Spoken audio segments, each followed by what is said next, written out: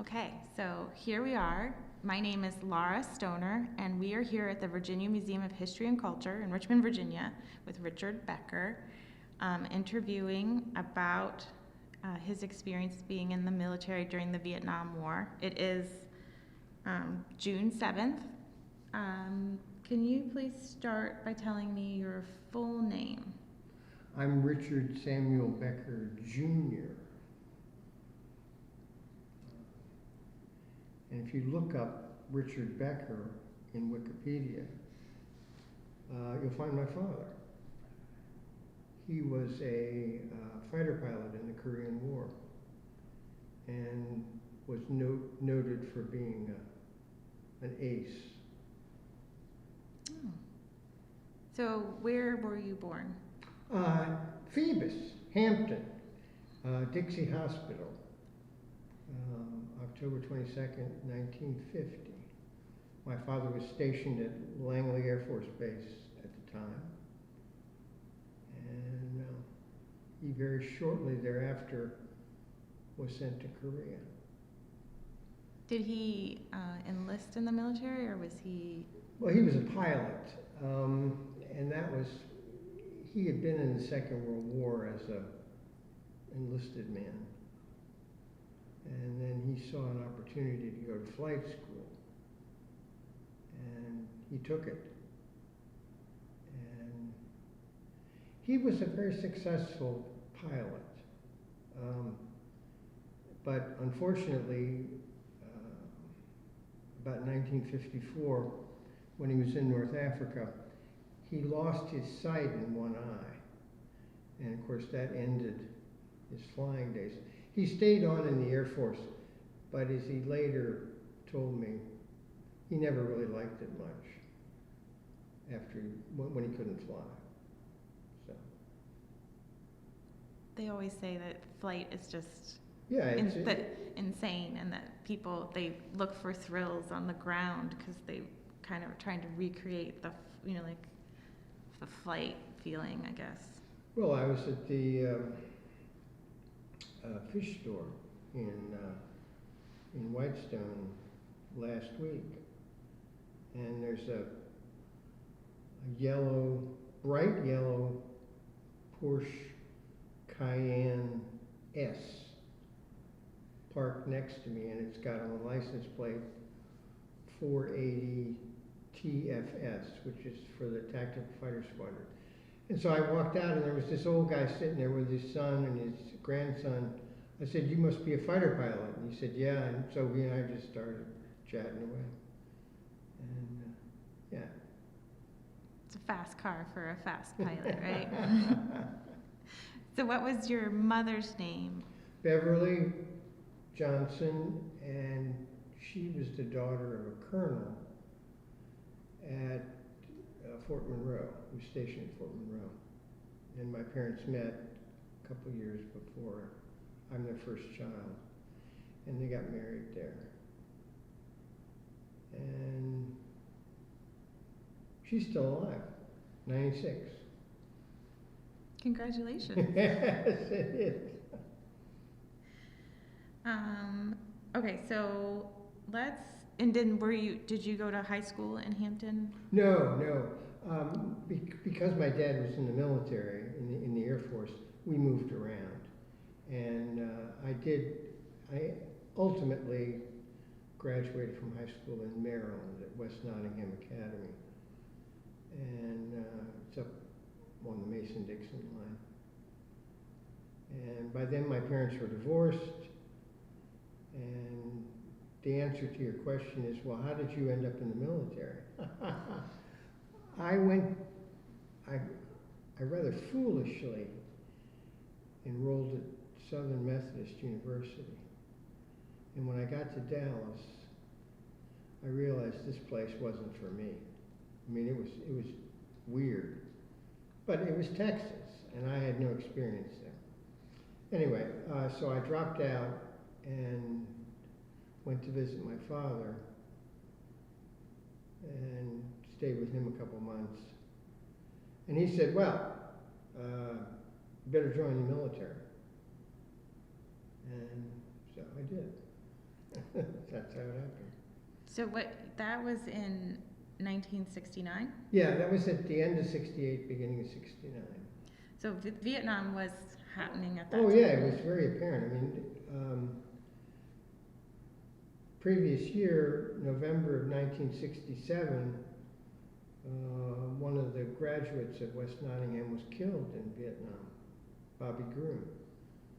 And so, I mean, we had already been bloodied over there. And all of us, this is something in hindsight I can say, all the males in the class had to figure out how to deal with the draft and with Vietnam, because we were going to get drafted.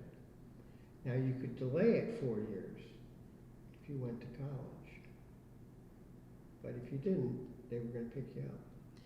So your dad was saying you dropped out, so Yeah. now you need to enlist to kind of maybe get a better, some choice in what you're doing? Yeah, he was like that, and he didn't want me to sit around.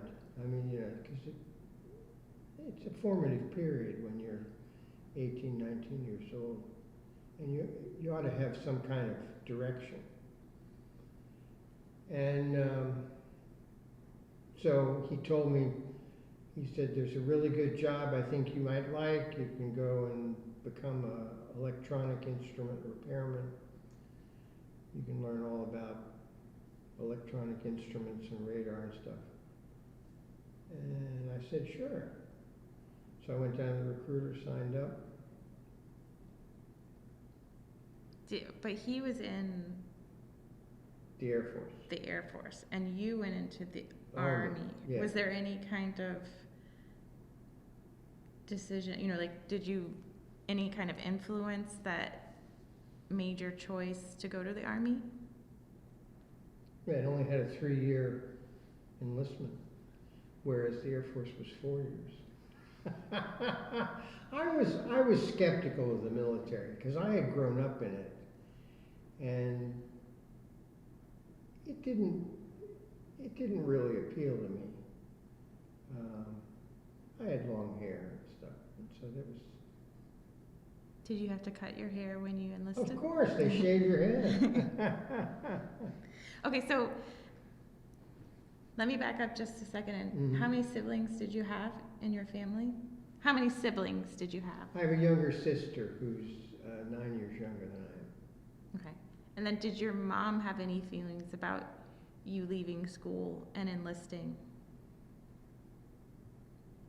Oh, she was worried that I was going to get killed. And then she remembered that none of us die anymore. My whole family, many of the males in my family, her father was a colonel and her uncle was a 4-star general. They didn't, and my father, I mean, they all survived, so. She had a good track record to... Yeah, and then that's actually her last words to me as I was getting into Fort Dix to go to Vietnam was, we always come back. I remember that. So you enlist, and then you get sent to Fort Benning. Fort Benning, Georgia, which is it's pretty remote. It's on the border between Georgia and Alabama, and it's the home of the infantry. And I was there in January, February of 1969, and it was cold. And we were in old temporary barracks from the Second World War. And it was so cold that at night, frost would form on your pillow where you breathed. But I was 18 years old, and I was a tough guy, and I could take it. Did you make any friends with the people you went to basic training with? Nope. And that's something you'll pick up on in Earhart's book. You're intensively with these guys for a period of 8-10 weeks, and then mostly you never see them again. 1 or 2 you might, but that was it. We all just went our separate ways. It was a real eye-opener, though. There were a whole bunch of us from Florida, and there was a large contingent of folks, black fellows, from St. Louis, and then there were, so it was like regionally, you know. But I don't remember anybody's name, and, you know. Was there any distinction between people who had chosen to enlist and those that were drafted? Yes, there was, well, first off, the oath you take is different. If you're a draftee, there's actually different words that you say versus for an enlistee. And it didn't seem to make much difference to my ear, but it apparently made a difference administratively. And yeah, U.S. and RA. RA is regular Army, U.S. is Uniform Service Code, draftees. And then, of course, the bottom of the barrel were the NGs, and they were the National Guard troops, because they had all gotten privileged enlistments, usually through a political leverage. Typically, if you were a star athlete and were going to play ball, they would get you in the National Guard and you wouldn't have to go to Vietnam, that kind of thing. Or if you were the son of a senator, what's an example? George W. Bush, the vice president for his father, what was his name? Okay, now you're... Yeah, anyway, all I can think is Dick Cheney, but that's not the right one. No, it was funny. HW's... Jim Baker was the treasurer. Yeah, I know. Well, anyway, the point was that about the time he was a political figure, he never really caught on, but HW... It was the person that people thought he wasn't smart. Yes. Yes, he was... Yeah. Quayle. Dan Quayle. Anyway, about the time of that election, 88, was it? 88? The movie Full Metal Jacket came out. And the joke was that Dan Quayle appeared in a movie version of Full Dinner Jacket. So that's...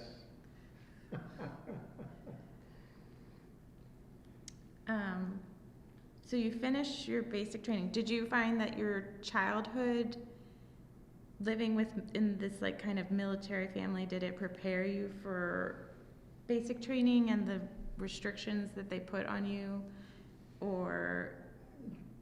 Maybe a little, but mostly they just try to scare the hell out of you and run you ragged for X number of weeks. And you're tired all the time in basic training, and that makes you cooperative. Did you sleep well, other than having frost on your pillow? Yeah, I mean, yeah, I don't really recall much about sleeping. It was cold, but the food, one thing that is noteworthy, the food was better in the Army than it was in boarding school. I mean, I was thrilled that I was getting decent meals, because I had spent 2 years at West Nottingham, and it was like, terrible food. Yeah. So after basic training, they send you to Fort Gordon. Yes, and that's on the other side of the state, Augusta, Georgia. It's on the border between South Carolina and Georgia. And that's where they play the Masters, right? It's where they play the Masters, and it's a small-ish town. But Fort Gordon is large, and I spent 6 months there, 7 months in school, in electronics school. So that was when you were going to work with the radar. Yes, yes. And you can see here's a picture of me. So young. That's right. And this is the inside of my locker. The ladies. It's Sharon Tate. Oh. Which is ironic, because she was alive then. So how were you keeping in touch with home while you were at basic training and the advanced individual training? Well, you could call or you could write. I'm pretty good about writing letters. Here's my favorite picture from there. This shows you how uncomfortable I am on a horse. Now, was this recreational riding? Yes. Okay. It wasn't like they were like, let's No, do I wasn't in the cavalry or anything. Aw. So, how did you feel about the military, U.S. involvement in Vietnam as you're ramping up to be finishing your education in the military? Mm. And you know that you're going to be, I assume, once you're educated, then you're There was a chance deployed. that I wouldn't go to Vietnam, Oh, okay. of course. And I didn't particularly want to go to Vietnam. And I had just come out of, by 1969, there was a pretty strong protest movement. And I was convinced that I knew more than everybody else. And it was foolish to be in Vietnam, blah, blah, blah. And, but I was going to do what I was told. And after I graduated from AIT, I went to visit some old girlfriends. And this one old girlfriend in Birmingham, Michigan, I'm literally en route to Vietnam. She took me to the Canadian border. She said, "There it is." I said, "Nah." And I wasn't gonna run out. I didn't feel that strongly. You remember Joan Baez's husband, David Harris? He was a draft resistor and went to prison. And I didn't feel that strong. So you felt like the military was better than prison? The alternative would be prison? Yeah, and it would be an embarrassment to my family and to me personally. And I knew I could survive. I was 19 years old. I could survive anything. You're immortal at that age. Was this your first paying job? Or had you had other jobs before this one? Well, we weren't really paid very well. You didn't think in terms of it was a paying job. It was a total immersion. I had been away at boarding school, so I knew institutional living with cafeterias and dormitories and things like that. And a lot of the guys didn't know that. And that's probably where, I worked, I don't know what I'd done. I'd worked in the library. That's about it, you know. Okay, so so you found out you were going to be deployed. Now, we never used the word deployed. Okay. That's a new word that was introduced with the Gulf Wars. We were sent off to Vietnam, Shipped out. shipped out for Vietnam, and we came home with deroast. So when you found out you were going to be shipped out, Right. did they give you a certain amount of time to? Yeah, 30 days. You get a 30-day leave before you go. So you visited old girlfriends. Yep. Did you spend any time with your family? Yeah. And I didn't know what was going to happen. And then my grandfather and mother drove me to Fort Dix, New Jersey, McGuire Air Force Base, and I got on a plane. I flew from there to San Francisco, to Hawaii, to Guam, to Vietnam. And I landed at Benoit early, I don't know, January 10th, thereabouts, 1970. And it was totally different than I imagined.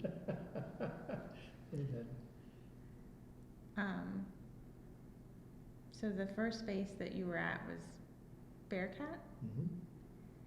and what were your first impressions? Oh, it was peculiar. It was very, very hot, very humid. It was tropical. I mean, I don't know how many degrees above the equator we were, but it was just a couple. I mean, you know. Singapore is on the equator, and it's, 12, 15 degrees. That's all. And the smell is peculiar. In fact, I've got a whole thing about this.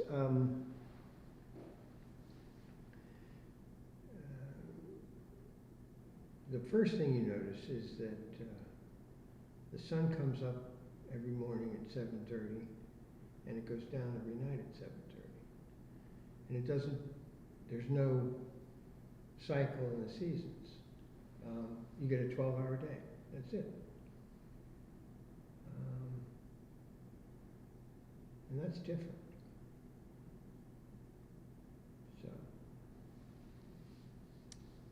So when you arrived in Vietnam, what was your rank in the? Oh, I was an E3 PFC, and then I almost a month later I became an E4, which is a corporal or specialist fourth class, and that's what I stayed for the remainder of my military career.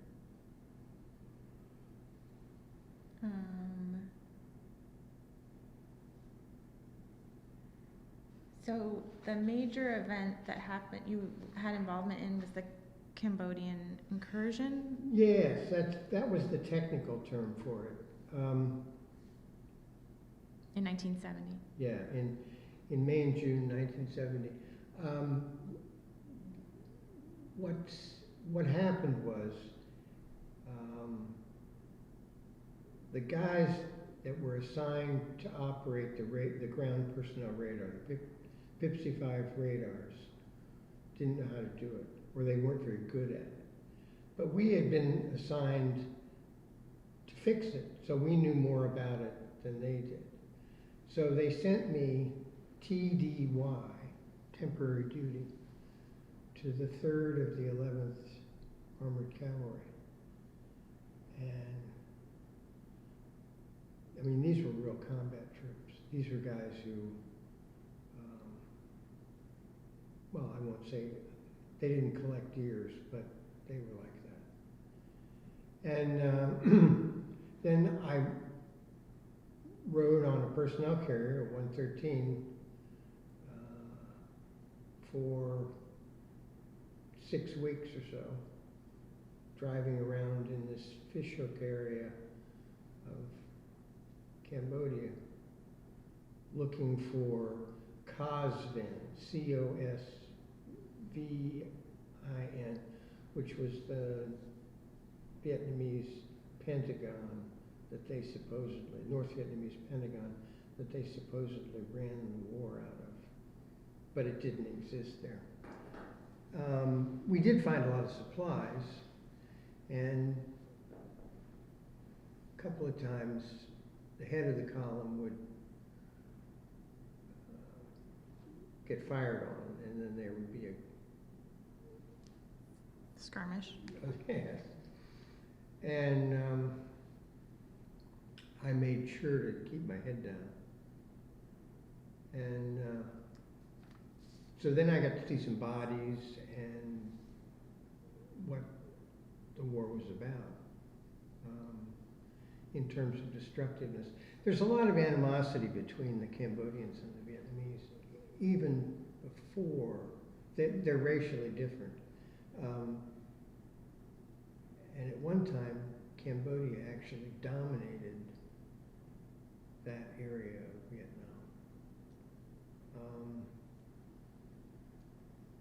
But there was Multiple tensions. yeah, and there were a lot of Vietnamese soldiers there from on our side. The Arvin were there too.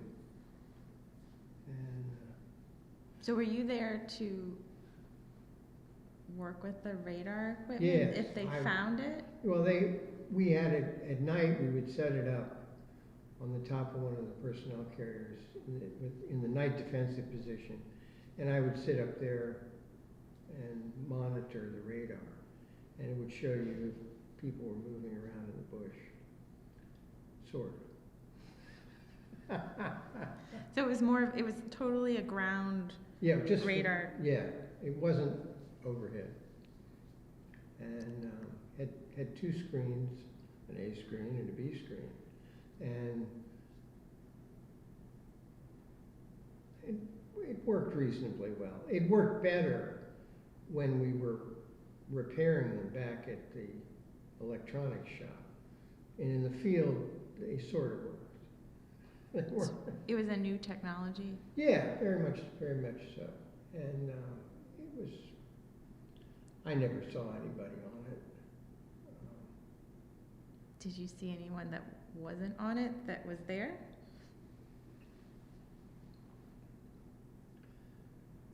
I might have.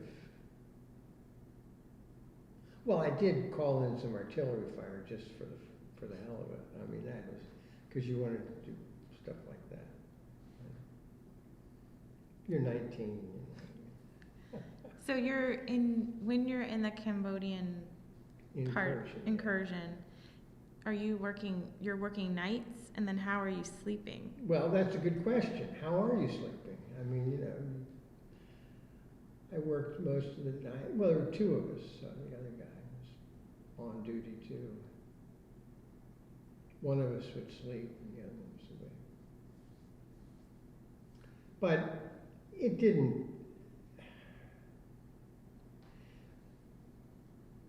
It was a weird experience, and it was strange to be with these bloodthirsty armored cavalry guys.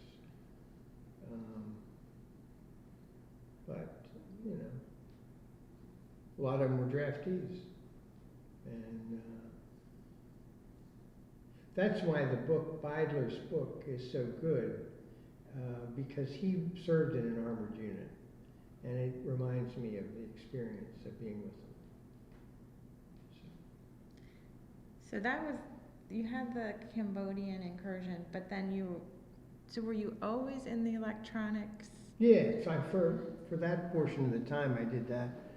And then we came back from Cambodia. Actually, we came back early because we didn't find anything. And Kent State had happened, and there were all these protests. And how did you become aware of Kent State while you were in Vietnam? You would hear about it, Stars and Stripes. We always got that kind of stuff.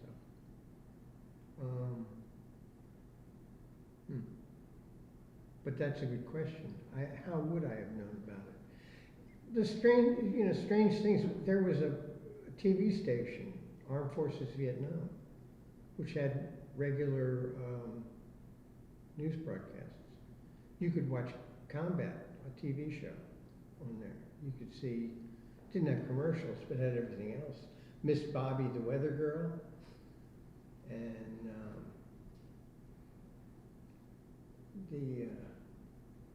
what was that strange room 222? I don't know. Oh yeah, that's a good story. One of those TV dramas about high school. It was like Room 222 or Mr. Novak or one of those things. We were watching it, this is some months later in the future, and they had a guy who had dropped out of high school, had gone to Vietnam, and then had come back. Now this didn't happen very often, but he'd come back to finish his high school education. And we were at Longman at the time, and we were totally bummed out by the way they portrayed this kid, because he was a danger to everybody. He was like A threat to society. yeah, a head case, you know. And that was the beginning of this stereotype of the Vietnam veteran as a nutter, you know, as somebody who was unstable. So, but anyway, we could see, I saw Tricia Nixon's wedding on AFEN, which was fascinating. Where were you watching the TV? Was it in a central room, or was Well, it? sometimes we had little TVs. Guys would have TVs. And I don't remember if any of the personnel carriers had TVs, but no, they didn't. But you would see them in the barracks, they would have them. And it was just with rabbit ears and whatever.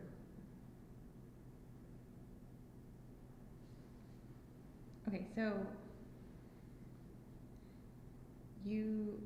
was it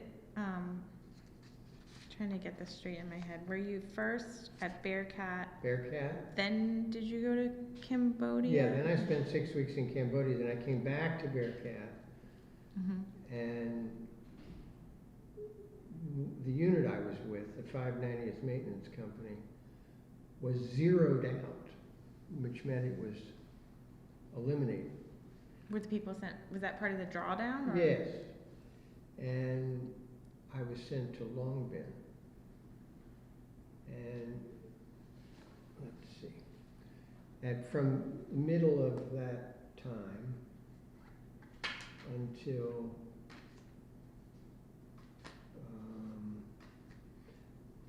but first, before we go too far, okay. This is Nai Chen. He's my friend. Uh-huh. He was about 10 years old, and he shined my shoes for me and pressed my clothing. So was he like a houseboy? A houseboy. And then here's a group of, these are some of the black guys and one Puerto Rican from Bearcat.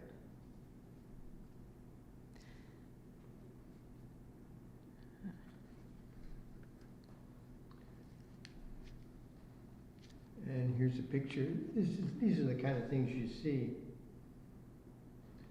That's a Buddhist religious symbol. Okay.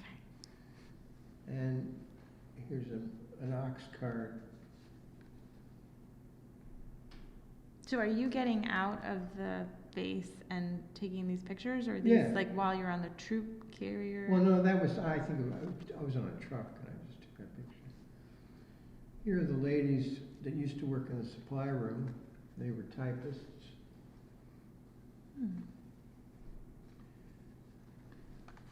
This is what Bearcat the base looked like. It's pretty unappealing. Are these the outhouses? Outhouses, yes. The necessary, right? Yeah. In fact, that's a name for them. The necessary, yeah. That looks pretty desolate. Yeah, it is. And Did they pick it because it was flat and not, or well, did they clear it? Well, they cleared it, and then they, of course, put Agent Orange down to make sure that nothing grows. That sounds great. And there's a rocket going off. What did you do? Was there shelling at both Bearcat and Longman? Mm-hmm. And what did you do? How did you cope with the rockets that were flying in? Like, did you have places that you took cover? Like, Yeah, like there were, we had bunkers, and you'd go in the bunker when they would shell, but it didn't happen very often. So.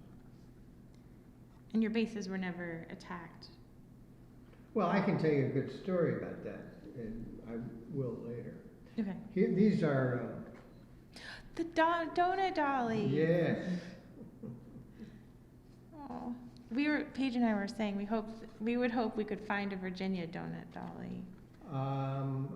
You probably can, and I can put you in touch with a gal who is a retired donut dolly, and she keeps track of a lot of them. And they have their own website and all this kind of stuff. And she's a delight, and she lives in Colorado. But if I asked her, I'm sure she would find somebody in this neck of the woods for you.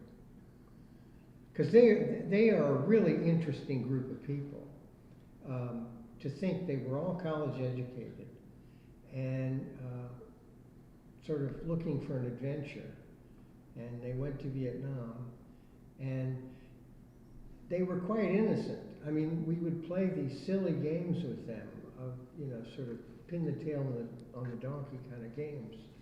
But it was just so much fun to see an American girl, and because all of us Were deprived. yeah, I mean, there were a couple. I have a picture of one,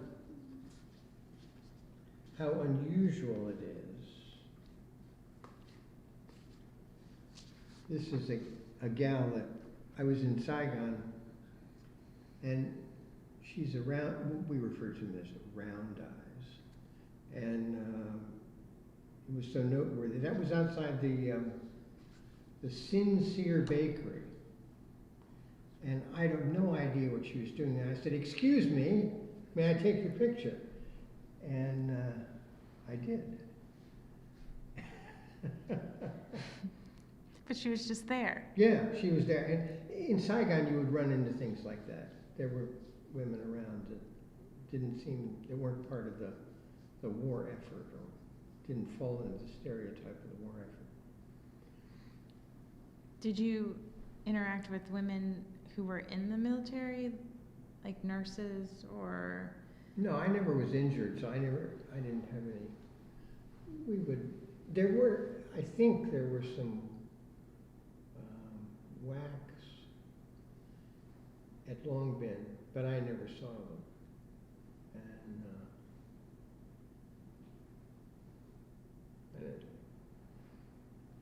Okay, so where were we? so we were going to transition from Bearcat to Long Binh. Okay. So after they zeroed out my unit, I was sent to Long Binh in the summer, late summer, maybe July, August of 1970, and I joined this group, the 185th Maintenance Battalion. This is what I looked like at that time. Still very young. Yeah, and this is a typical place where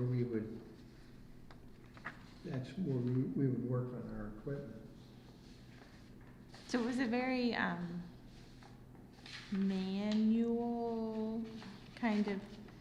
It was analog as opposed to digital. Yeah. The first digital electronics were just coming out. And So it was like soldering and. yeah, soldering and measuring signals and all that kind of stuff. And But so the unit at at Long Bin, did they do different things than the Bearcat unit, or was it still just maintenance of electronic? Well, they were a full-service maintenance crew, that they would do trucks, they would do electronics, they would do, God only knows, it was a battalion, and it had 4 companies, and they just repaired things. That's what we did, and I was in the electronics part of it, and I did that for a couple of months, but it was interesting. We weren't really challenged because the Army had hired a bunch of civilian technicians to do the same work. And the civilian technicians could get the parts to repair the electronics, whereas our supply system didn't have them. So one day I'm sitting there in this shop, and a colonel comes in with my company commander, and he says, "Son, I want to ask you some questions." He says, I'm with this headquarters group, and I have to renew the contract for these civilians. And I'm 19 years old. He said, "What do you think of the quality of their work, and how do they do it?" And I said, "Oh yeah, they're pretty good. They got their shit together." And my company commander, who was in his mid-20s, I guess, his face went white, you know. But I mean, that's the way we talked. And the colonel smiled, and you know, he was satisfied with the answer. But my CO was appalled that I would say that. Anyway. But you didn't feel any threat to your job from the civilians? Like, it wasn't a thing where they replaced American military service members with civilian? A lot of the guys, the civilians, were guys that had my job while they were in the Army, and then had been hired separately. The Vietnamese Army? No. No? They were working for the American Army. And I don't know why they did this. This is in the murky past of, you know, who knew? So you're saying that, I'm so confused. You're saying American soldiers. These are American civilians, formerly soldiers probably. So they got out, they got discharged. Yeah. And then they came back to Vietnam. Yeah. And they're working as contractors. Exactly. There were a lot of civilian contractors over there.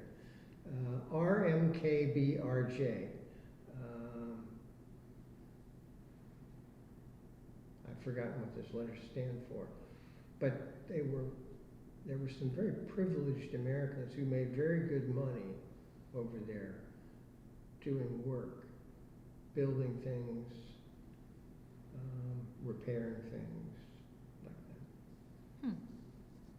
that. Okay, so you, but you're still like E4. Yeah. At Long Bin. Yeah, and then I became the electronics shop. I became the clerk there and the driver, and instead, because I didn't have a whole lot to do. And that's when I sent you that article about Your Thanksgiving. The Thanksgiving, the serendipity. That's a funny story, and the reason I wrote that up was because I needed a clean, polite story to tell about Vietnam that wouldn't offend anybody. And well, why don't you tell us? I love hearing about how the holidays were celebrated overseas. They are peculiar, and in the case of this holiday, we had apparently we had a Thanksgiving dinner in Long Bend, and I don't even remember it. I mean, it made no impression on me. But then about a week later, when I happened to be at Zion, I found a mess hall that was celebrating Thanksgiving observed. And they had shrimp cocktails, and they had apple pie and ice cream and real turkey, or it tasted like real turkey. And then the punchline is, when I was leaving, one of the mama sons gave me a little bag of candy corn, which was I remember. A sweet memory. Yes. So a mama son is the person who worked In the kitchen, and they cleaned up the tables and stuff. And yeah, that was a very a surprising event for me. The military is capable of that, but I had never run into it. Was that the best meal you had in Vietnam? Period. And probably the best meal I ever had in the Army was that one, because it was surprising. And yeah. Can you remember any other times that you celebrated any kind of? Well, for Christmas, my mother sent me a package of canned gourmet items, and I was eating smoked oysters and all this kind of stuff. And it made it to you all intact and yeah, good? Yeah. And what other holidays? Well, always, anytime you were on a holiday, you always fired off flares and shot tracers into the sky, because it was like, woo, it was great fun. Well, what did you do did you have any like recreational sports or? There was a volleyball net, and some people played volleyball. I just smoked pot and listened to music. And we go to movies. They had 16.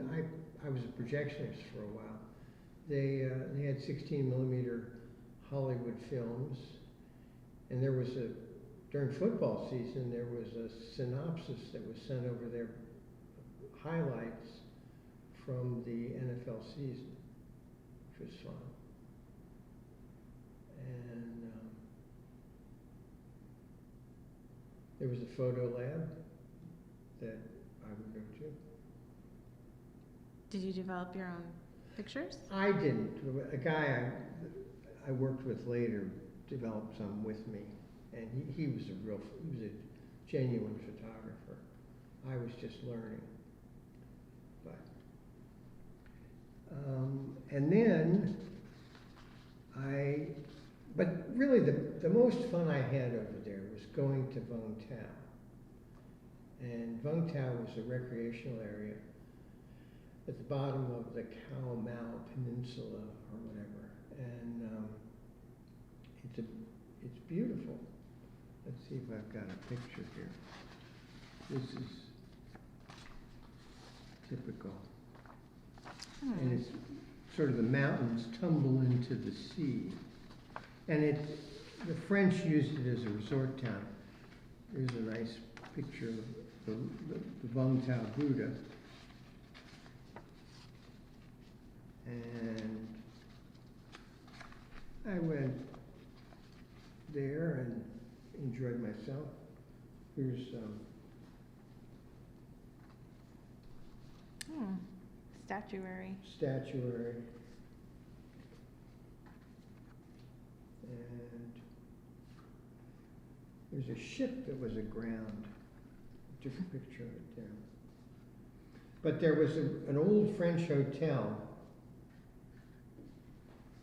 called the Grand Hotel. And here, this is a group of us here. I'm not in the picture, I'm taking it. we were down there having lunch, and, you know, just enjoying life. You could exchange greenbacks if you could get greenbacks. You could get like 2-to-1 for them. And this is Grandjean. I think he had his wife. He was from Hawaii. He had his wife send him $100, and he gave it to the waiter, and the waiter came back with $200 in MPC, military payment certificates. And so that was illegal, but it felt good. The boy here, it's Art Wagner. I went on R&R with him to Australia, to Sydney. And it's worth telling you about Art Wagner. Art Wagner was a good photographer, and he was from California, and unlike me, he decided to leave after a year. He wanted to get out of Vietnam more than he wanted to get out of the army. So they sent him to Germany, and he was in Germany, and then finally he got out of the military, and I was long out of service. And he came by and visited me in Maryland in May of 1972. No, maybe February of 1972. And I got a letter from him a couple weeks later. And then I never heard from him again. And I always wondered what happened to him. And I looked up on the internet, and he was dead. So I got his death certificate. I did this during the pandemic. And he committed suicide that May of '72. And he had never given me any indication that he was suicidal. But apparently something set him off, and he blew his brains out. So, anyway. But was it easy to get moved to Germany if you didn't want to be in Vietnam? When your tour was up, yeah, you could leave. I mean, that was it. All of us had to serve a year, and I extended for 6 months because I hated the army more than I hated Vietnam. Does that make sense? Mm-hmm. Yeah. And you wanted to get out quicker. And I got out 5 months early, yeah. And do you feel like the people that you socialized with were people that were in the military but unhappy? You know, like you kind of commiserated together? Or did people not discuss? I mean, we all hated the army. FTA, fuck the army. That was, used to seal your letters with that. I mean, because there was a generational gap in the military too. Like, all of us were young guys, and the professionals had been around for a while. They were called lifers, and they had a different commitment, and they were always poking in your stuff, and they were always getting in your face about things. And they didn't do it so much in Vietnam because we had guns, and it was better in Vietnam. But the army is based on this idea of the guys with rank giving ones that are lower down a hard time. It was a very unhappy army. When I was there was a lot of heroin abuse, and there were some really significant riots. The largest prison riot before Attica was at the Long Bin jail, and I don't know how many people were killed, but that was in August of '68. And fascinating book on that subject. So the Long Bin jail, is it holding U.S. soldiers, or is it holding U.S. soldiers? People that had committed. had infractions. Uh-huh. Well, let's go back to, so you, people were using drugs to kind of cope, probably. How did you get your pot? You ask one of the mama sons, and they bring me a big bag and pay $10 for it. And the military, that wasn't an infraction. Oh yeah, it was, but I mean, you didn't openly smoke a joint in front of an officer, but they didn't want to get too close to you. And then where would people get heroin? There was a huge heroin trade in Vietnam. There were these little capsules that had it, and unlike heroin in this country, the heroin was much more pure, and consequently, people, instead of using a needle, would smoke it. They put it in the end of a cigarette. And I tried it a couple of times, but it just made me throw up. So I didn't like it. And,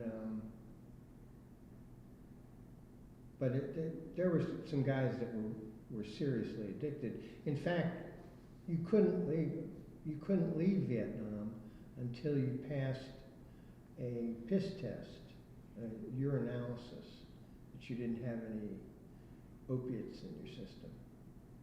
And one of my favorite stories is, fast forward to August of 1971. I'm finally going home. I'm getting out of the Army. I go over to the 90th Replacement Center, and I knew I was going to be there for a couple of days because it takes that long to process. And all at once I hear my name called, Richard Becker. Report to Barracks 13, or whatever. So I'm just happy, off I go, and I come into Barracks 13, and I walk in there, and there are all these guys that looked the worse for wear. They were junkies, and they were American GIs, and they didn't pass their piss test. And I'm saying, I shouldn't be here, I'm clean, I don't have any problems. And then this guy looked at me, he said, I don't think you're supposed to be here. I said, no, I'm not supposed to be here. He said, well, my name's Richard Becker. I said, well, congratulations. He was from St. Louis. And so I got up and left. So it was just a miscommunication, Yeah, just a matching name. Yeah. No, that must have been, your heart must have dropped at that moment of like. Well, I was pretty confident that I could pass any tests.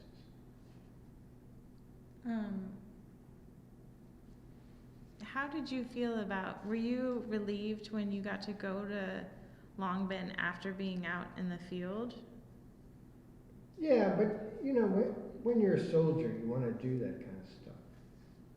I mean, you want some adventure, and you're 19, 20 years old, and it's not, I mean, it's one thing to do it every day for months on end, and to live in the field, because it's like camping out. But my Vietnam experience is richer because I went in the field, and I have a bit more of a perspective on it than if I just stayed at Long Binh the whole time. So here's a good example of this. This is that's me. I'm a mail clerk at this point. That bag is full of about 2 pounds of pot. And this is this clueless captain. He was a doofus. And I've got this big shit-eating grin on my face. You're pulling one over him. Yeah. But maybe you were like, the briefcase is really going to fool him. Yeah, I'm all about business. Yeah, I'm the mail clerk. The best job I've ever had in my life was being a mail clerk in the Army, because nobody messed with you, because you were their connection to their family. to the world. And, you know, I had it for 6 months. It was golden. And So was that the last 6 months? Or? yeah, anyway, after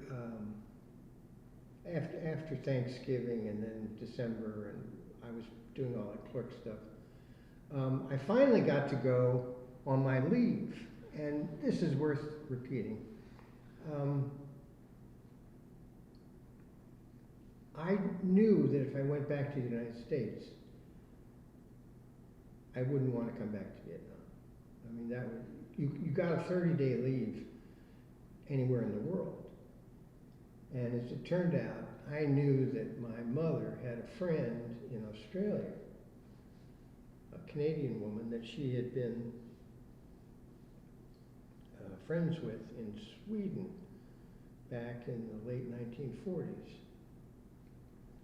So I had my mother write to Isla Van Rennen and say, can my son come and stay with you for a month in Melbourne, Australia? And Isla said, sure. Okay, how do you spell her name? I-L-A, and then Van Rennen, V-A-N-R-E-N-E-N. And here's the Van Rennen family. And Bert was a doctor, and he was Australian. He was a wealthy guy in his own right. And those are their two children, Louise and Annabelle. And I mean, they had a vacation home and stuff. I mean, so it was really nice to go and stay with an upper middle class family for a month in Australia. I mean, we went to see a first run production of Man of La Mancha. Just, it was we civilized again. I was back in civilization. And it wasn't hard to transition? yeah, I probably said a few things I shouldn't have. I mean, because your language gets colorful when you're with soldiers. And, but I was reasonably well behaved. And then when I came back from Australia, back to my unit, is when I got the job in the mailroom. And that was, as we used to say, the tits. That was great, because from that point on, nobody messed with me. I had 6 months of clear sailing. I got to go, every morning I could go to the USAV headquarters, to the snack bar, and get a ham and egg and cheese sandwich and a grape soda. And that was really good. The bee's knees, huh? It was. That was high living? Oh yeah, I mean, that was better food than the mess hall. And this was my CO. This is Captain Tom, T-H-O-M. He was a lawyer who was a good administrator, but he was getting out of the Army just like I was. I mean, he was just waiting around. Is Captain Tom of Asian descent? Yes, he's a Hawaiian, Asian, I don't know, Chinese. Wait, so is this Captain Tom? Is this Captain Tom in the middle, or is that a different? No, that's Steve Grandjean. He's French, not French, but French Canadian. But he lived in Hawaii too. Oh, okay, I got it. Yeah.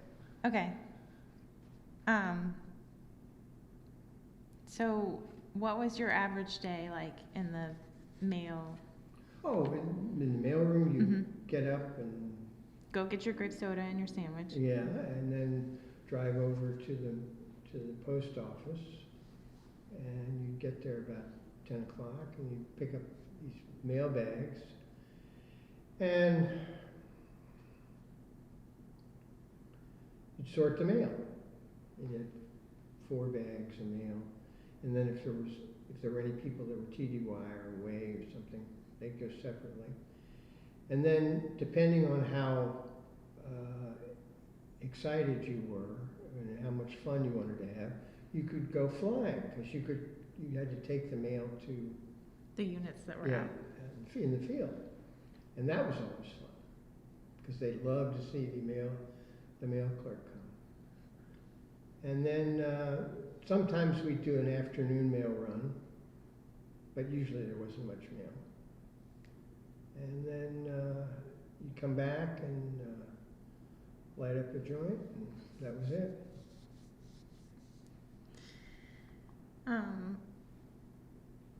So you did that until you left Vietnam. Yes. And As I said, it was the best job I ever had. And did you get better mail service yourself when you were the mail clerk?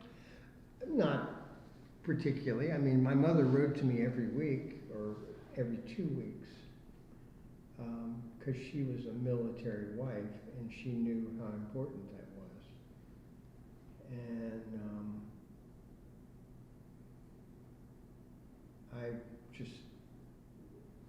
it was just the mail, and I processed it carefully, but it wasn't obsessive, you know. Mm-hmm.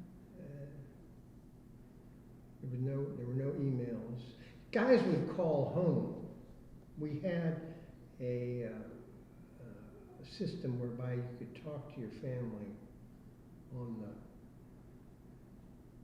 by radio, telephone. But I never did. It was too much trouble. Did you talk to your mom when you went to Australia? No. No, I didn't. Was it hard to transition back from Australia? Only because it would have been much worse had I not gotten the mail clerk job. It was a reward for the fact that I had an extra 6 months to pull in Vietnam, and Captain Tom recognized that I was sort of a civilized guy, and I could handle it. Did your family's history in the military, like knowing that you had a 4-star general as a grandfather, did that uncle, I'm sorry, did that play any role in how I was treated? Mm-hmm. No, not at all.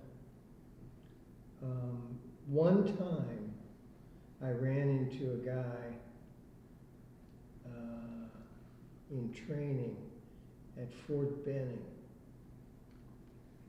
who knew of my great uncle. And he was an old NCO, and he had served in Korea with him when Uncle Carter was the commander of the 8th Army in Korea. But that's the only time anybody ever acknowledged it. And I mentioned to him, because he told me he was in Korea at the same time, and I said, oh, well, my uncle was there, blah, blah, blah. And he said, I don't know what his reaction was. I can't remember. So you only became like openly anti-war until after you left? No, I was against the war when I went over there. And then it occurred to me within a few weeks that what we were doing was futile, and that the Vietnamese weren't going to succeed, and that the motivation was on the side of the enemy.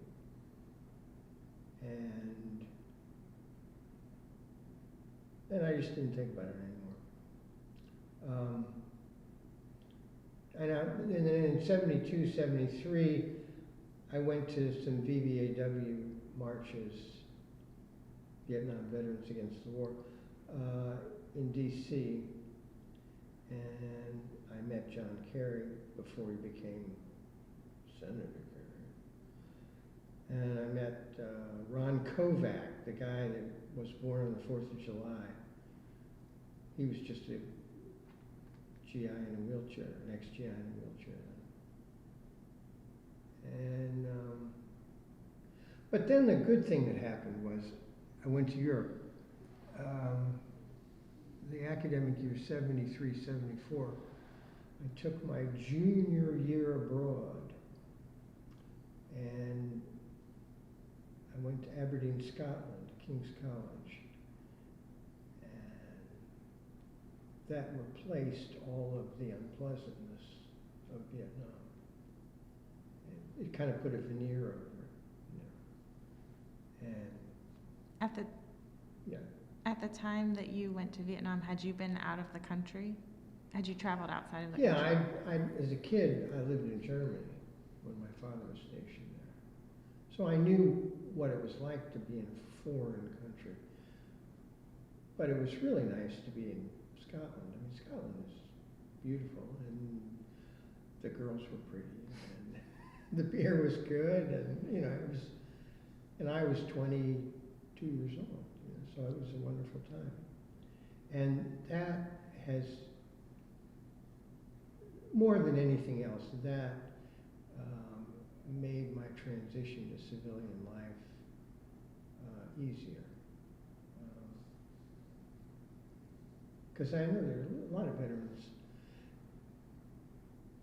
One of the strangest things that happened to me was I left Vietnam in August and got out of the Army and was home, and literally within a week I was at the local community college writing essays, and that's quite a shock, you know. Did you start that preparation while you were in Vietnam, or was it your No, family? I just walked in and said, Oh, can I register? yeah, because it was the right time of year, and they were accommodating. But and there were a group of guys that actually got out of the Army early in order to go to college, because the Army was trying to shrink at this time. Drawdown. Yeah. So they wanted to give you something Yeah. productive to do. And incentive. Let's see if I have any interesting pictures.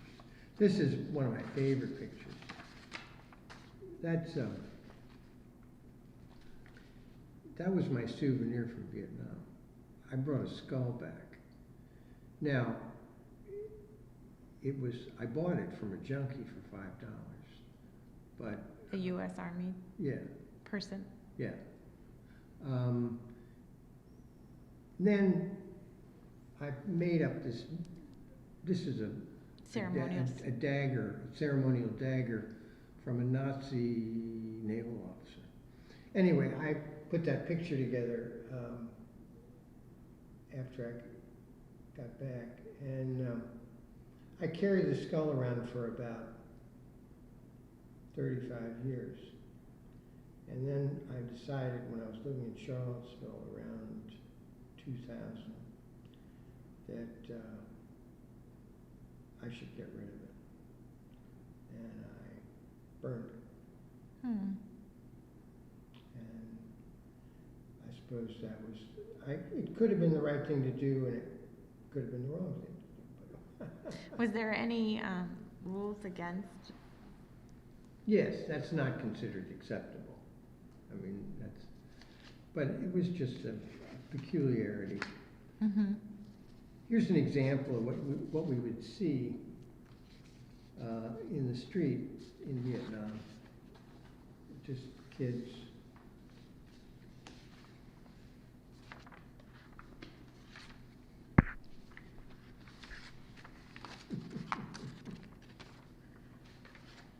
This is a picture of me with my mail. And I'm horsing around with Matt, and that's another guy from the mailroom. And I'm telling Matt that his future is to join the Army. Re-up. Yeah. And this is how I looked when I left. That's 20 years old. And I got back in the States, I couldn't buy a drink. I was 20 years old. How was the reception when you returned? Did you dress in civilian clothes when you flew back home? I wore a uniform all the way home.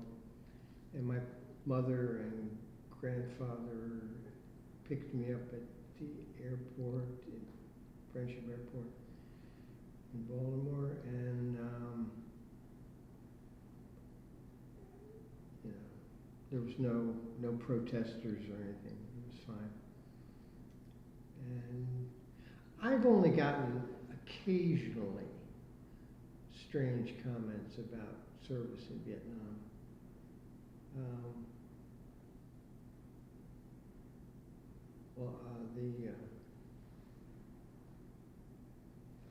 I interviewed for a job at a white shoe investment firm in Baltimore, Alex Brown and Sons. And the guy that was doing the interview, somehow we got on the subject of Vietnam, which I generally avoid because it's not a particularly good topic. And somehow it was mentioned. And he asked me, you know, which side were you on? Which I thought was laden with irony.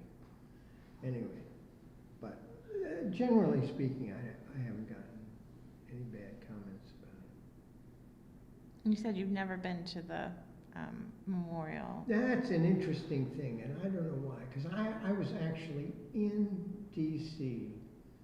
at a friend's house when they dedicated it in 82, 83, and I didn't go. And I've never been. And I don't know why. Would you look, are there names that you would look for? Yeah. But do I want to? I don't know. But that's how young I was. Mm-hmm.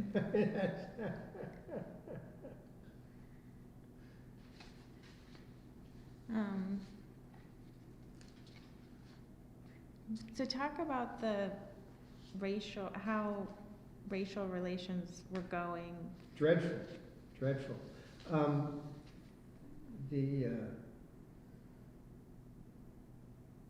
don't know if I've ever seen it worse. I mean, this recent spate of activity with what was his name? George Floyd. This was much, much worse. I mean, this was like, and the blacks were quite militant. These are American servicemen, the younger ones. And they tried to grow afros and black power symbols and all this kind of stuff. And there were riots and beatings and fragging, which is something you may have heard about. Officers and enlisted men who endangered people would often wind up with a grenade thrown at them. And in fact, one of the NCOs, I forgot, he worked for the CID, which is the Criminal Investigation Division, but he was undercover. But we all knew he was CID.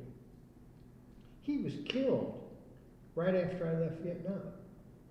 And I don't know how he was killed, but his name is on the memorial.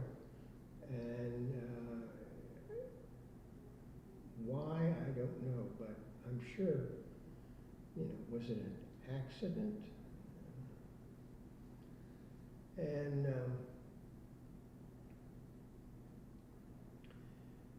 the blacks were angry. And Muhammad Ali said it best. He said, no Vietnamese or no Viet Cong ever called me nigger. And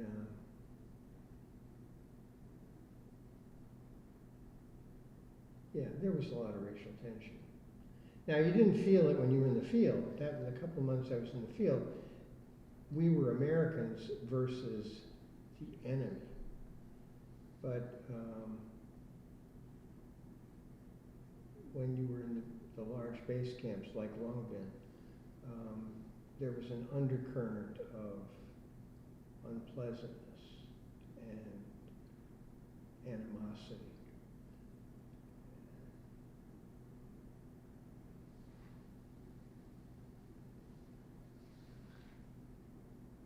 I've never felt it since.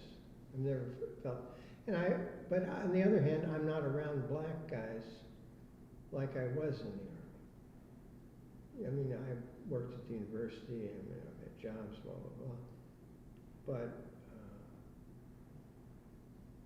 But we're much more separate now.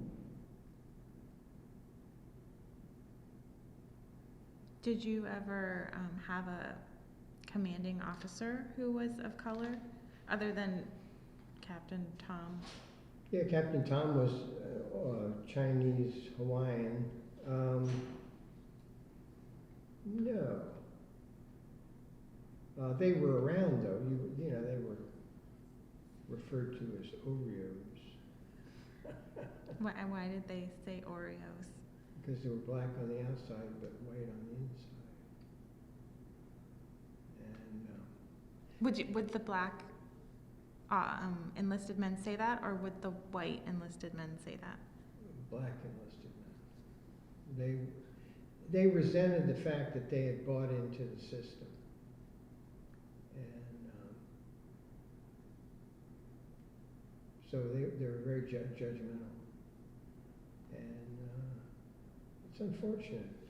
And probably the best poet of the Vietnam generation is a black officer who was with the media, Army media in Vietnam. And I've forgotten his name, but he's quite eloquent. Do you remember witnessing any conflicts? Pardon? Do you remember witnessing any conflicts amongst U.S. soldiers Oh yeah. of racial I can remember. motivation? We had these things called bunk adapters, which were short metal pipes like this that you made bunk beds out of. Took two beds and adapted them.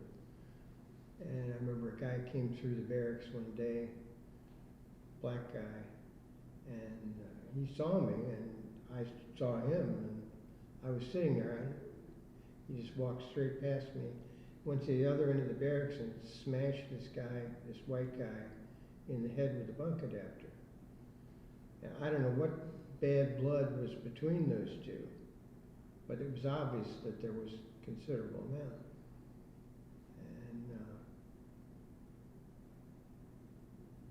that was it. And there would be confrontations like that. At the EM clubs, somebody would get liquored up. Typically, it would be the white guys and the black guys, and then they would, when they were leaving the EM club at night, they would scuffle in the yard.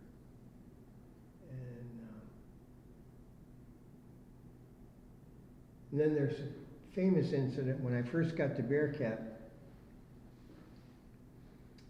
I had arrived there by truck, and I was sitting there waiting for the first sergeant to come back from lunch, and it was hot, and I was miserable, and I was in Vietnam, and I didn't know anything about what I was going to do. And this guy came running around the side of the building, lickety split, and this old sergeant's coming after him with a pistol. These are two Americans, and he's shooting at him. Now, he wasn't taking careful aim, he was just sort of shooting. And he said, "You goddamn well better stay away from my whore." And I said, "Toto, we're not in Kansas anymore."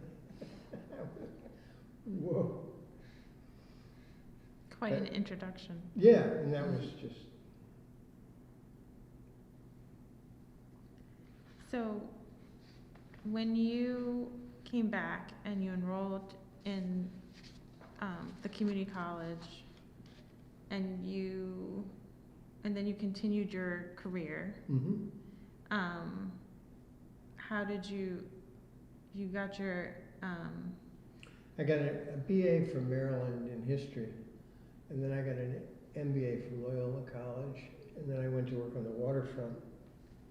And I was a steamship agent for about 5 years. Then I got into publishing. I worked for a bunch of publishers, and that's where I spent the next 30 years.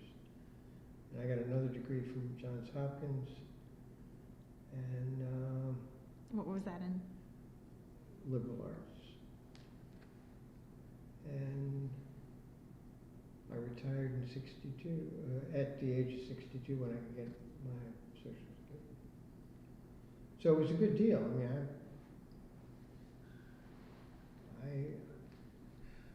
I've had a very good professional life, and I can look back at my days as a mail clerk and smile. And the military helped you with some of your education? Yeah, most of it. I mean, my family's well off. I mean, we have money. So I could always ask for money. And, but I did use the GI Bill to the hill. I used it all up.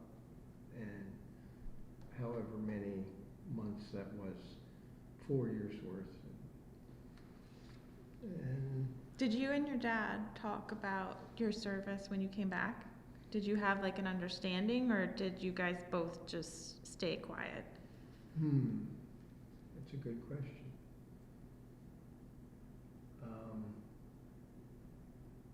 I didn't see much of my father when I got back.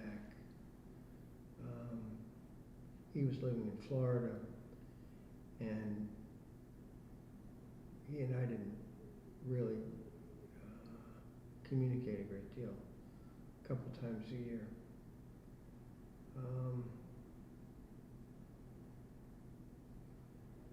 I tried to tell my grandfather, who was a retired colonel, and my uncle, the general, that this was a bad situation, that it wasn't going to turn out the way we wanted it to.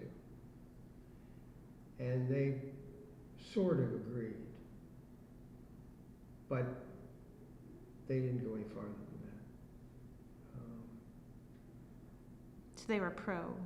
Well, they weren't pro, but they were career military. And if you're career military, you follow the company line. But the Army was delusional that they were preparing the South Vietnamese Army to defend their country. It wasn't going to happen unless America was actively standing beside them. And that's what happened. When we left, they collapsed. So were you in any particular place when you heard that the fall of Saigon happened? I don't even remember that. It was in my mind going to happen. It was inevitable.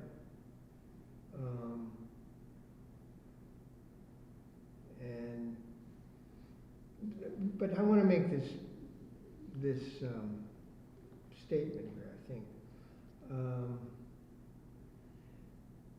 The United States was not in Vietnam for the Vietnamese. We were in Vietnam because we wanted the French to join NATO in 1946-47. And we were willing to sort of stifle our anti-colonialism and say, well, we'll support you because these people are communists and we don't like communists. And so we supported the French from 46 until 54. And then we backed into the war. And it was stupid. We were trying to create a country out of nothing. And Ho Chi Minh and his group of communists were actually the nationalists that had been trying to get the foreign French out of the country for generations. And we were just so stupid. Yeah, but, you know, I don't think we've learned anything. I think Beidler talks about it to a degree that we might have stayed out of Latin American problems like in Nicaragua because of the failure in Vietnam. But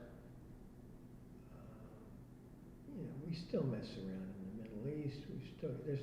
There's a laundry list of places where we've intervened, and now there's all this war talk with China, which drives me nuts. You know, I'm too old for war. Anyway.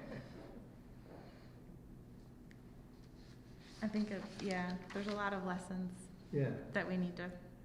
And we don't digest it. And there was a whole generation, Beidler is one of them, that said, you know, we screwed this up. We ought to learn something. We ought to try to carry it forward as something.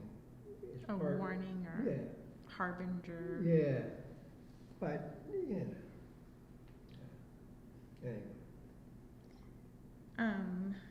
So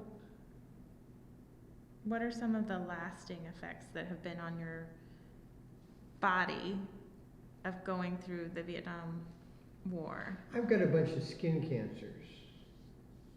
Not dreadful ones, but some. Is that from just being exposed to the sun and not having sunscreen, or is Some of that is, and some of it's probably Agent Orange. I had a 20%, 25% of my left lung removed last December. Cancer. I have very little hearing in my right ear. I have just minimal. My left ear is fading, but it's just from old age. I have permanent high blood pressure, and I just was at the VA getting a disability review because I want them to pay me. They owe me some money for that. Is that an easy process, or is it's immensely confusing and time consuming, but they're much nicer now because Joe Biden has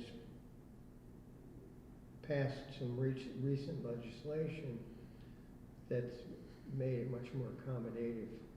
The VA is really good with old guys because we're all old guys, and they look after us very well. I want to compliment them. And I've had really good results when I go there. I mean, it's a large institutional hospital environment, but technically they seem very adept. And I have no complaints about them. Because how do you decide what you want to do in private care and what you want to do in VA care? Oh, for me now, I just do everything at the VA. I went to a skin specialist to have some of these lesions looked at, but for the rest of the stuff, I just do it with the VA. The only bad thing is it's so far away. It's in South Richmond, but and of course everybody there's my age.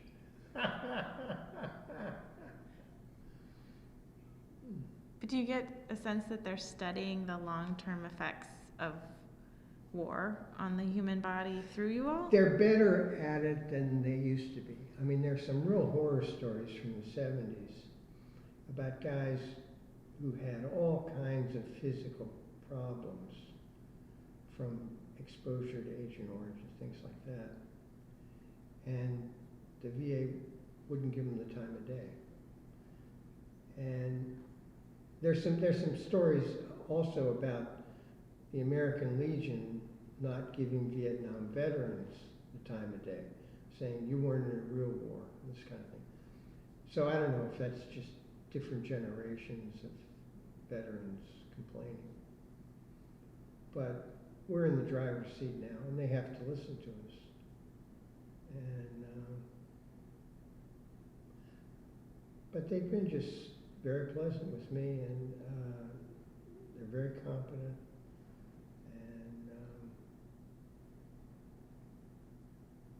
I had that operation there, and they couldn't have been more, and it cost me nothing. So, you know, bravo. I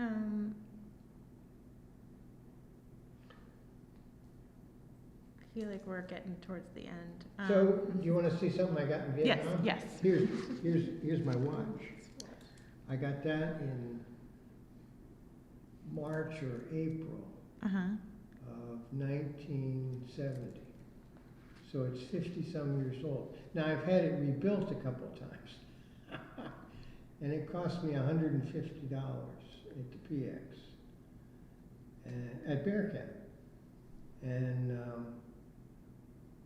if you look it up on eBay today, an Omega Seamaster 300 is $4,000 or $5,000.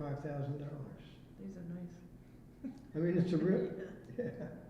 And but you, with your, because you were paid for hazard, right? Like, did you? Oh yeah, we got combat pay and hazardous duty pay. So is this kind of like I'm going to treat myself? Yeah, well, and then there was, they gave us all the pay raise around that time too.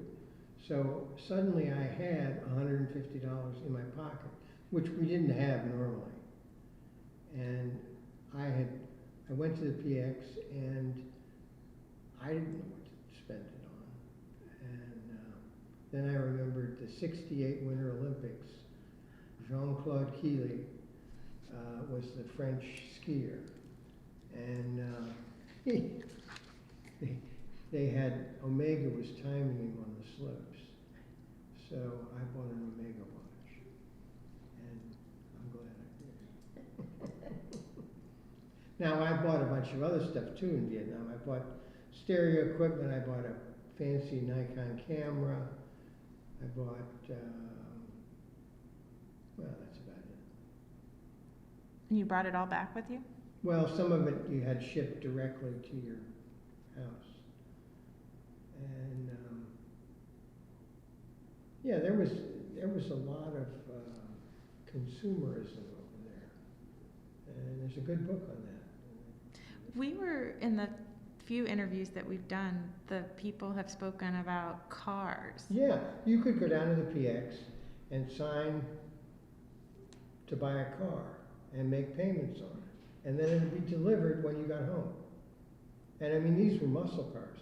Because this was like when everybody wanted a 442 or a Mustang Cobra or whatever. And it was, that was a big deal. And well, you know, you're 19, 20 years old, that's important. So, but you never thought about it?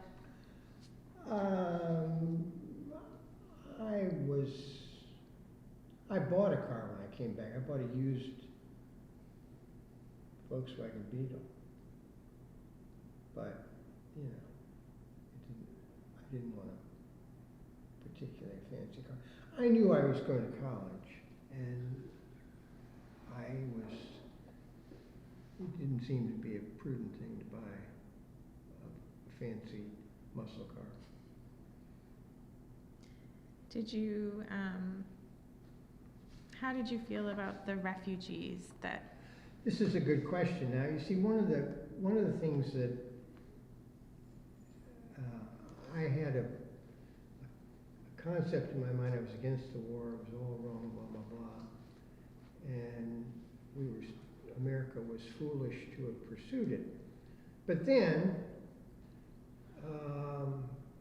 after North Vietnam took over South Vietnam, 1 million people went to sea. fled. Now that's a pretty powerful statement right there. And the government that the North Vietnamese installed in the South was punitive toward those people that had served. And it was unfortunate. And I have no particular affection for the North Vietnamese government. Now, 20 years later, after Ly Duan had died, they had a policy of do moi, which was to try to open it up economically, as opposed to having a planned Stalinist state. And they've been successful. Saigon is a very enterprising city, and Ho Chi Minh City or wherever, and the Vietnamese are quite competent. Although a lot of the commerce was controlled by Chinese merchants from Cholan. And I remember going down to Saigon one time and seeing the different gold merchants there. And they differentiated. Some of them specialized in 12 karat, some of them 16 karat, some of them 20.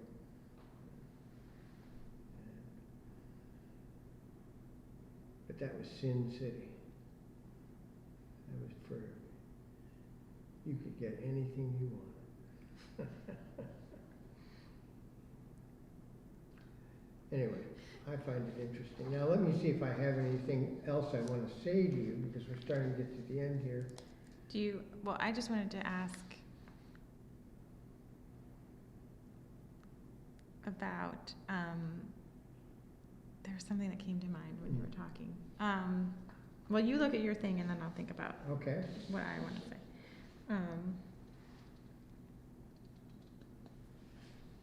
Have you returned to Vietnam since you served there? I thought about it. When I retired, I thought about going back. I play golf, and they have some good golf courses there. And but I don't like to fly anymore. I have vertigo, and the trip is too long. Maybe if I were going back, I would have done it maybe in my 50s. But I'm too old now, and it's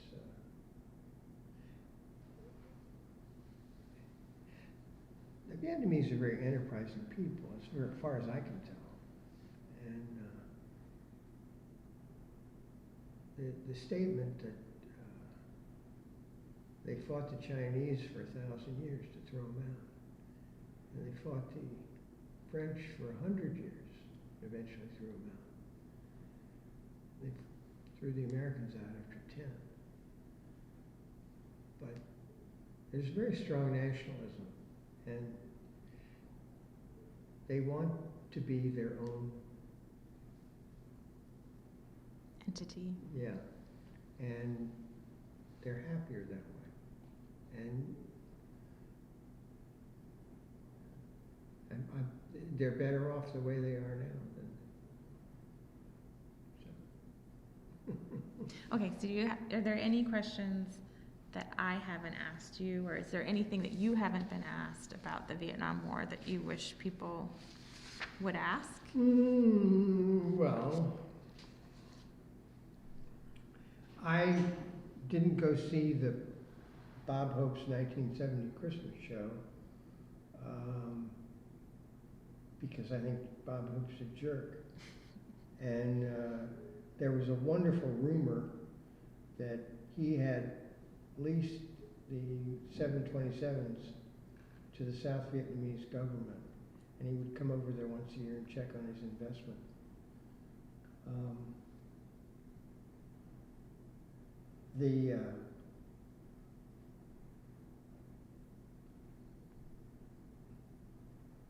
There was a huge amount of privilege exerted by the professional military. So much so that people like General Westmoreland their wives lived in Thailand. And one of the donut dollies that I talked to, she said that when she went to the 70 Christmas show, there were all these wives of senior military officers there. And that never comes out in the laundry. There was an 06 club for full colonels and above, and that was like extremely privileged. And when we went, the Gulf Wars more recently, the military has reformed to a degree and doesn't have as much separation between the enlisted men, the common foot soldiers, and the high-ranking officers. When I was a kid and I'd visit my uncle, he was at Fort Myer, up by the Pentagon. I mean, they lived like aristocrats. I mean, they had servants, they had orderlies. And then when they went overseas, it was even more so exaggerated.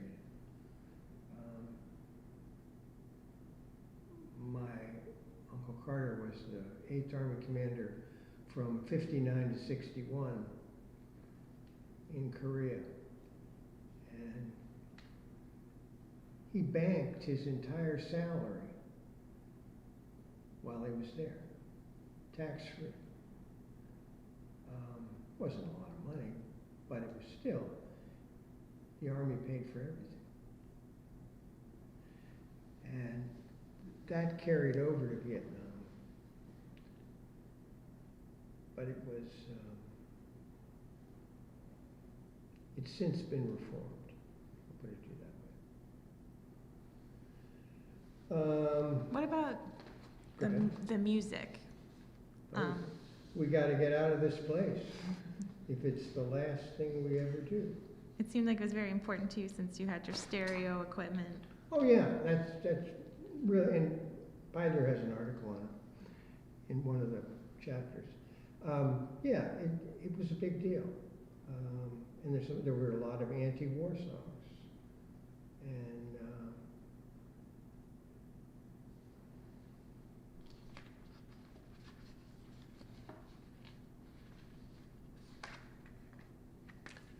it's a black light poster from my barracks.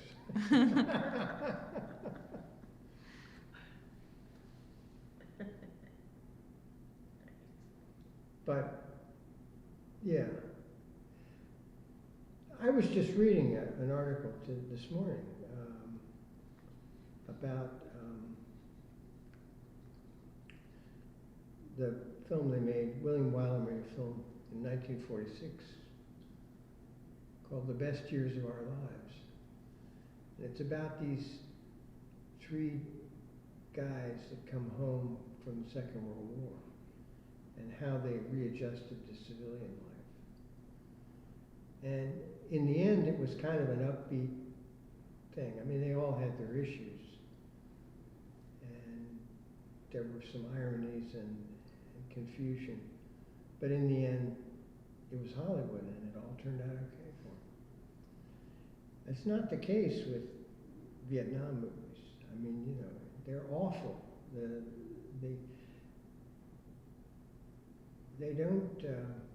They don't show us being normal people. But I think I'm a pretty regular guy. I mean, it doesn't. I don't carry around a huge burden.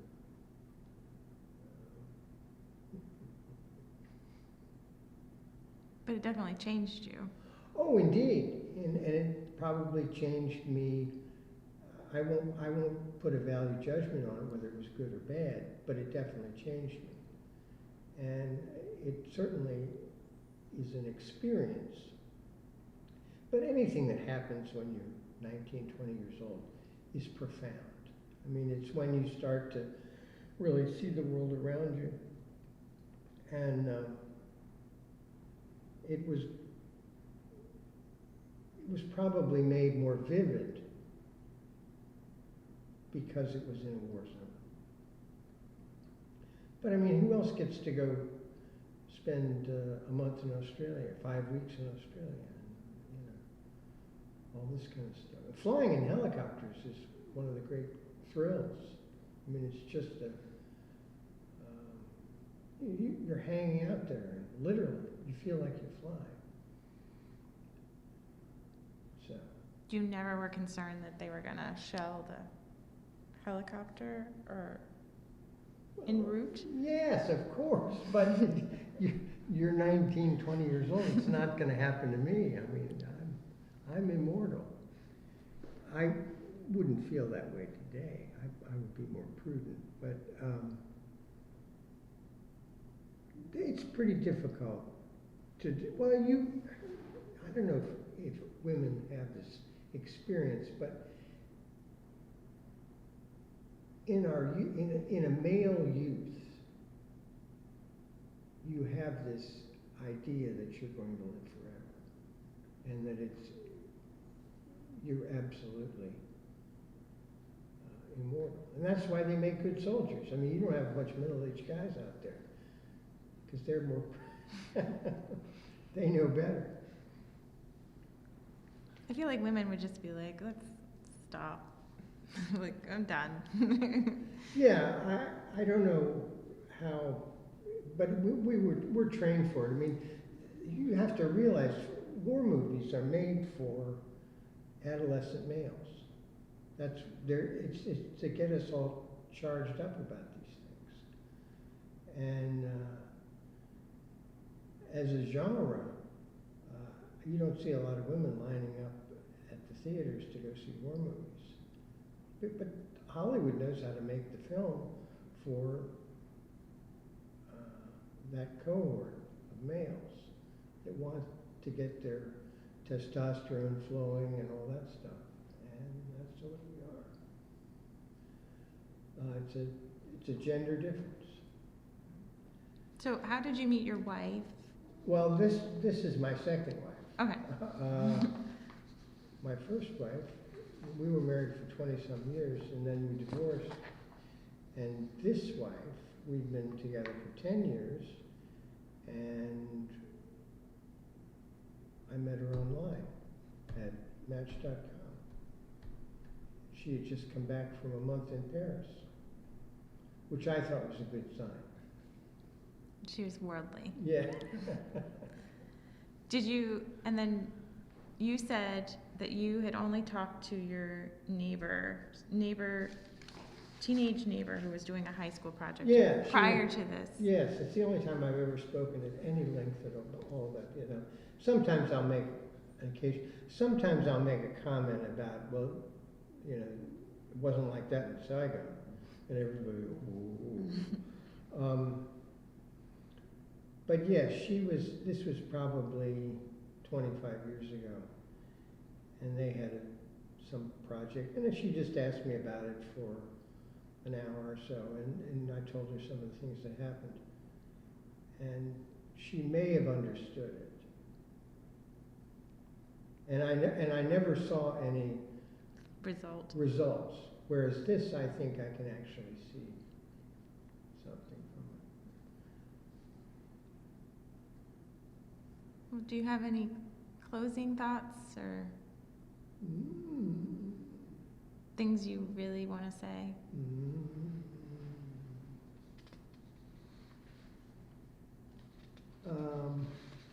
No. It is what it is.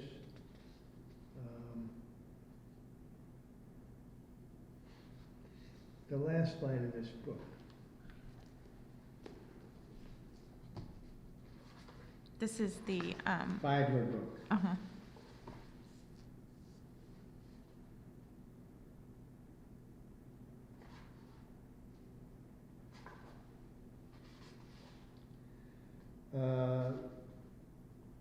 The mass release to the theaters was deferred indefinitely until the new Gulf War, more or less in the win column, and we were waiting to invade Damascus or Tehran or North Korea. It's a great way to do history. Make the movie, miss the war, hit the New Jersey Cineplex. Meanwhile, we can be getting hoo-ha kids all ready for the next big American shoot 'em up. Go out and do this mission. Deal with the Charlies or the Sammys or the Ragheads or whomever. And from where I stand after all these years, I can offer only one sure lesson. Don't come home even remotely expecting anyone will care.